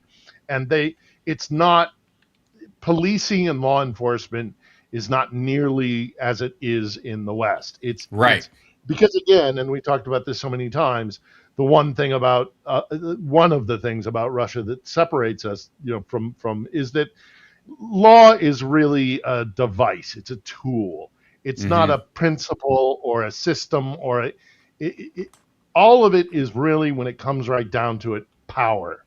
Who has power and who doesn't? It's a zero-sum game. Now, detractors of the West will say we do the same thing. We just pretty it up with a bunch of flowers and legal statutes and stuff like that. I disagree with that fundamentally. I think the concept that while our legal system and our system of law enforcement and how we deal with power and the state's relationship with the citizenry, all of those things are deeply, deeply flawed, but at least we try to fix it.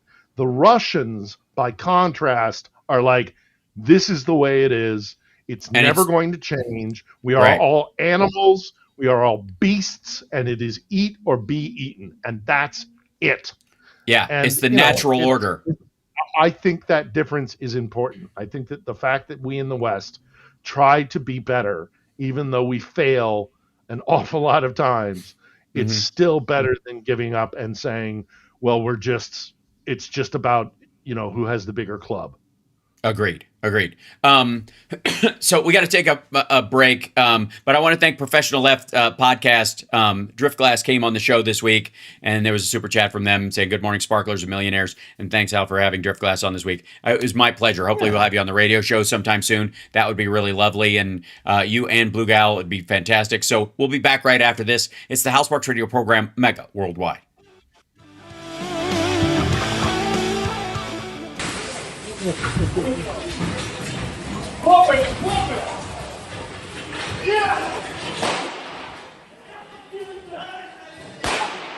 Woo.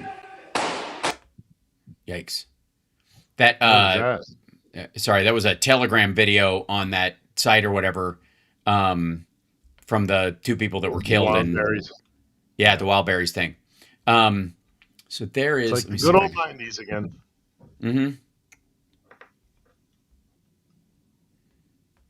Yeah, I mean, and again, I think you're right. My point overall wasn't so much that it was that they were hiring gangsters. It was just the level of oligarchical corruption stuff. Can you imagine if the head of Amazon and the owner of the Washington Post, in a divorce with his wife, ended up in a gunfight at the headquarters over who got to run the company, and it actually determined it, right? That's the.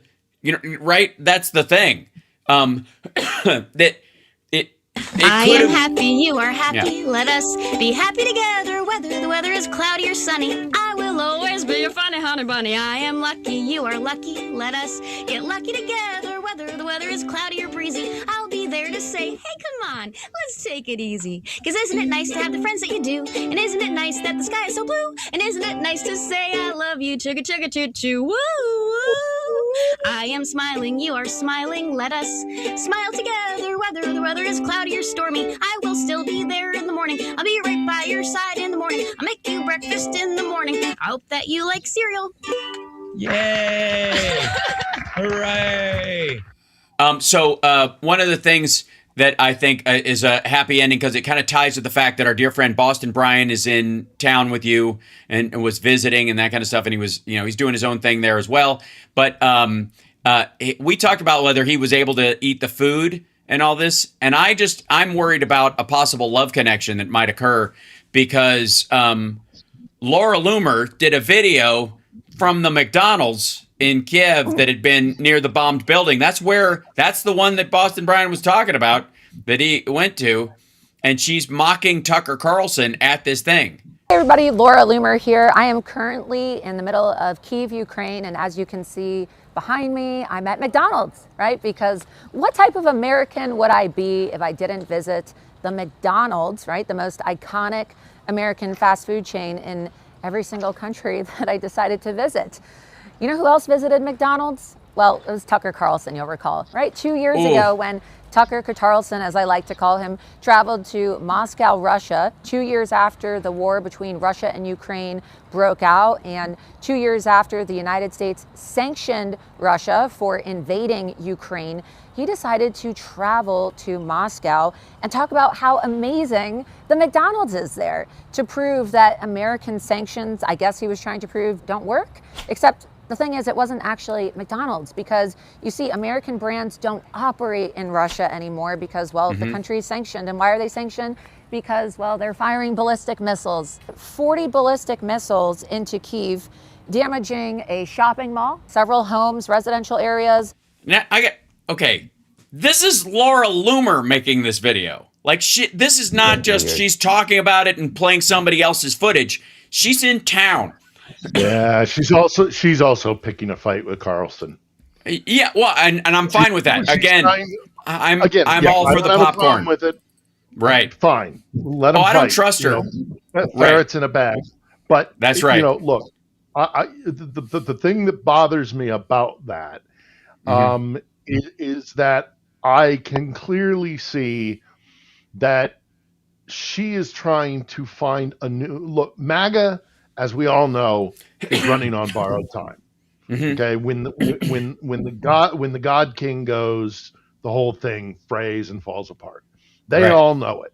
Okay, so they're trying. I think a lot of this was about Loomer trying to etch out a different lane, that she can separate herself from the Candace Owens and the Tucker. And you got to patch a hole in the wall when you're leaving, because increasingly you're aware that Trump was lying about a lot of this stuff. And when it all shakes out, is going to be a comeuppance. There is going to be some form of accountability if a Republican that wasn't siding with Trump or whatever ends up in, and it becomes Thune and he gets his way and he even softballs it, or a Democrat gets in, there's going to be repercussions. And part of this is, do you really want to still be siding with stuff to be a lie?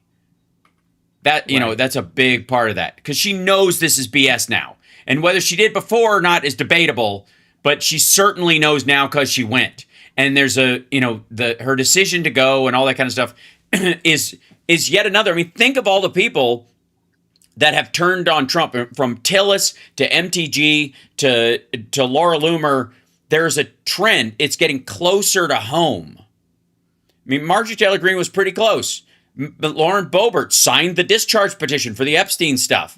I don't, do I like her politics? Absolutely not. But can I argue politics with somebody whose politics I don't like? Yes, that's democracy. I don't have a problem with that part. Just don't be racist, sexist, and bigoted and gross. And we can talk. That's the part that maybe everybody's trying to bury, is that this, or just he just sold them a bill of goods and they're just waking up to it. I have a hard time believing people can be that stupid, but they are. Let's get more questions from the chat, because I know I will steamroll. I've only got one left. It's ask Phil if number stations are still being used. Number stations? That's the question. If I'm understanding that question correctly, maybe are you talking about the power stations, the kind of different sub-grid power stations, the numbers that in the term? I don't know what. No, I don't know okay. what. I looked up. That's what I thought. That number stations are like these shortwave radio spy network things that are used throughout the Donbass and to like talk to people who are there. It's like these radio hobbyist people that operate these little kind of like, hidden. They're behind the Russian lines and they talk to people who are on the other side and kind of operate as like the French resistance in the Donbass. To my knowledge, those are still working. Yes. Mm-hmm. So there was the like giving digital data and basically just reading out. They call them number stations because they're just reading out these numbers that you only, unless you know the code, you don't know what the numbers mean. There's also a really creepy story of a Russian like radio station that's just been playing since the Cold War that's just on repeat, and it seems to be live.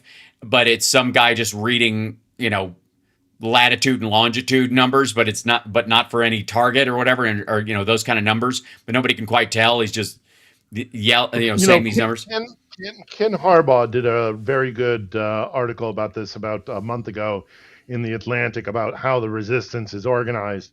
One of the problems they have is that you can't use a cell phone inside. You can't use a foreign cell phone, and all Russian cell phones have an app on it which you cannot remove that monitors your conversations, your texts, your location, all the rest of it. So going back to the basics of using, a radio transmitter or something of akin, it actually is easier and safer than maybe using cell phones these days.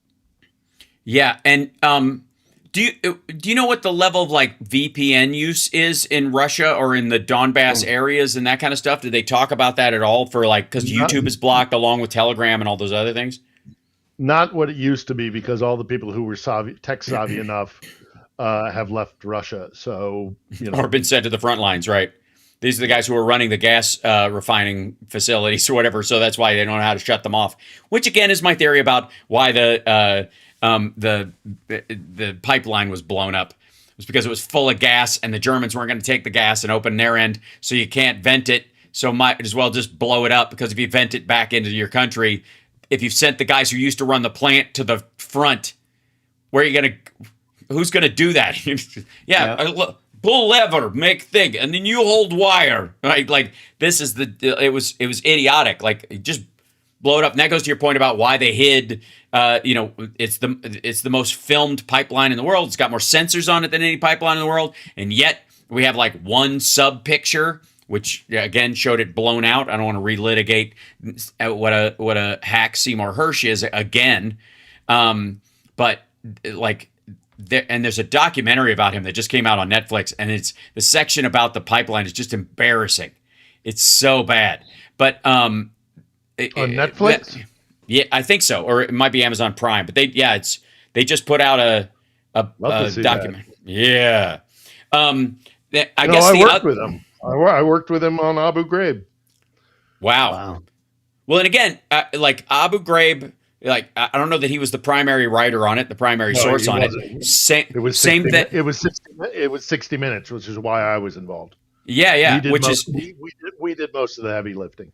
Yeah, and it's funny that he's kind of just like piggybacked on a lot of stuff and has been known for like the loudest piece that came, I think, because he went further than most people, the reporters that actually saw the stuff and were working with the information would go to make it more sensationalized. And My Lai is a great example of that.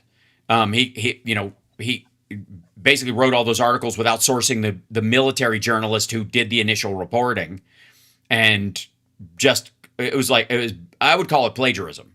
He just lifted what the guy was reporting about the situation, except the part that he left out where, an American helicopter pilot and captain lowered his helicopter between the incoming troops from what was it, Charlie Company and the civilians, and told his own guys to fire on our soldiers, like friendly fire towards our guys if they open fire on the civilians. Somehow that didn't play a big part, which I would argue is the biggest story of all that. The idea that people would go nuts while they were in Vietnam and go on these charging missions, I'm surprised it didn't happen more often. But what was left out often was the story is that it was our own soldiers that stopped it, put their lives on the line in between these guys, and were going to kill these guys if they continued the approach. But whatever, we'll just relitigate that for another time. But what I do want to remind everybody, since we're at the end of the show, Philip Ittner has a show called On the Edge. You must subscribe at his YouTube channel, Philip Ittner, 1 L and Philip, 2 T's and Ittner. That'll get you there. And then, of course, Johnny Million has a show. It's Johnny Million on Twitch and on YouTube. You should subscribe there as well. And infotainmentwars.com will take you to the page where you can subscribe to our show on YouTube. And, of course, if you're on Facebook, the Hal Sparks page. If you're on Instagram, at Hal Sparks. If you're on, any of these sites, if you're on Rumble, for God's sakes, and you're just a maggot lost somewhere you're just driving around Chicago and you just landed on this, I'm there as well. But the important thing is that we keep sharing this information and reminding everybody that there are real human lives on the line. And in every one of these situations, they could be solved if we just didn't keep putting morons in charge. And I have increasingly come to the point that this is what Putin wanted. This was the agreement, and this was going to be Trump's second term. Iran, allowing the Russian invasion, were all part of the plan for the second term. And that's why Trump was so mad that he thought it was rigged, among other things, his own ego. But thank you guys so much. Thank you, Chicago, and we will see you guys next week. Thanks, everyone. Thank you, Chicago. And Sean H, you should tell Sean H that I will be named the Kentucky senator. I'll be the placeholder. Oh, lovely. If Lindsey Graham's sister can do it, I'm from Kentucky. More than she's aware of what goes on in the Senate. Definitely the pedigree you need. Yes, exactly. And then we got. I will play Redacted. Okay, I will do that on the way out the door. I promise. Okay, and then somebody was saying hi to Boston Brian. Mark of the Beasties. There you go. And then thank you, Treva. Then I understand. Thank you. This goes to the channel guests. I will buy them dinner when Phil is back in the States again, and we'll go to his little favorite Ukrainian restaurant he took us to and eat pork fat on bread. On you. Thank you. And then Phil, as the U.S. can't protect its troops in the Gulf, are we out of patriots to give away or use for ourselves? That was a question that was in here too I wanted to get. I think we're running out of patriots. Yep. Because we don't know how to fight a drone war, and we're using multi-million-dollar PAC-3 missiles fired from Patriots to take out, $10,000 drones. Mm-hmm. They're idiots. Oh. They're idiots. Yeah. The military has been taken up. Well, it's not just Hegseth. It's just a whole bunch of things that's been happening with the Western militaries, and they are not ready for a drone war. They're not. Mm-mm. Yeah. So I completely agree, and that might be why they're sucking up to Ukraine now. That could be it. Yep. All right, I'm going to let Johnny go. I'll let you go. Thank you. Have a great night. This week's episode of On the Edge is about a drone producer. Nice. There Ukrainian you go. Drone producer. So fantastic. Learn a little. Yeah, please. So check out that, everybody. US military. That's meant for the Pentagon. Right. Awesome. All right. Well, I'll let you guys go, and I will talk to you guys very soon. Have a good day. Bye, Johnny. Thanks, everybody. See you later. Bye. Bye-bye. There they go. Off they go. And I've got to head out because I have a very busy day ahead of me, and I flew in this morning from the show last night, and I'm tired. So if they ask, I forgot it. So per request, we ain't saying nothing. Black bar over my past, can't track this. Screenshots cropped out, can't catch this. If it looks too wild on the axis, highlight, right click, boom, redact this. Redact this. Blood and face, can't fact check the madness. Torn out page from the Bad Habits Atlas. If the story get messy in the ad libs, highlight, right click, boom, redact this. I was young, I was dumb, I was scrolling. Type way too much, hit send. By the way, there's a delay between the music and my dancing. Just want you to know I'm nailing it. Hit with the tone of whole group chat. Got tails, I ain't claim. If my name pop up, that's a typo, blame. Who's that in the pic? Man, that ain't Ghost Strange. That's a random stranger with a very close face. Understanding my friends, I plead don't recall. If they ask for the tape, it's a missing file. If they pull up the clip, that's deep. I will do the entire White House Correspondents' Dinner if I have to do it late tonight when I'm completely exhausted. But it will be done this weekend. Right now, I've got to go clear out a garage in 100-degree heat. Page from the bad habits atlas. If the story get messy in the ad libs, highlight, right click, boom, yeah.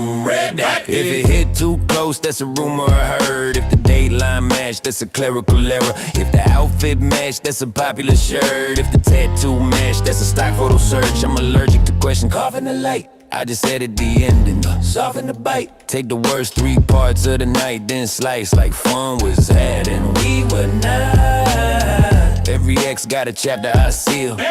Every text got a gap in the reel. I ain't lying, I'm curating the reveal. Just trimming little bits of the raw, real deal. If you saw, you didn't. If you know, you didn't. If you talk, I'm clipping. If they ask, we glitching. Swipe that name out, crop that frame out. If it made me look foul, delete then fade out.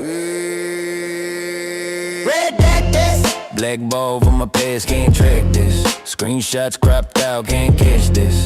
If it looks too wild on the axis, highlight, right click, boom, redact this. Redact this. Blur that face, can't fact check the madness. Throwing out page from the bad habits atlas. If the story get messy in the ad libs, highlight, right click, boom, redact this.